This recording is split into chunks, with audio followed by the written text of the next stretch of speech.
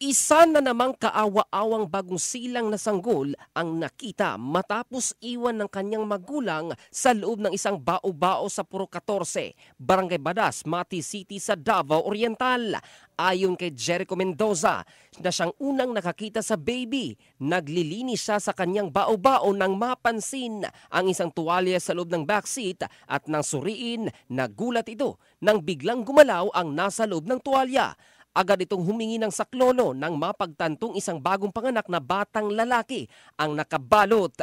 Pinaniniwalaan nilang gabi pa noong Oktubre 31, iniwan ng walang pusong ina ang kanyang anak na swerteng hindi tinangay ng asong gala.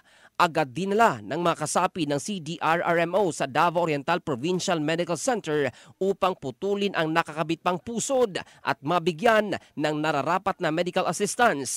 Plano ng pamilya Mendoza na ampunin ang foundling sa tulong ng CSWDO.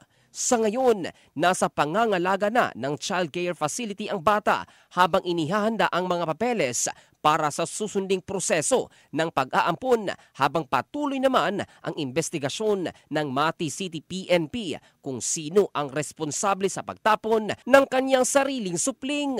Matatandaan sa poblasyong Makilala, North Cotabato, isang bagong silang na baby boy din ang nakita matapos itong itapon sa damuhan. Lumitaw at nagpakilala na ang estudyante na siyang nagluwal at nag-iwan sa kanyang baby. In the heart of changing lives, ito si Jovel Candado ng Brigada News Philippines, The Music and News Authority.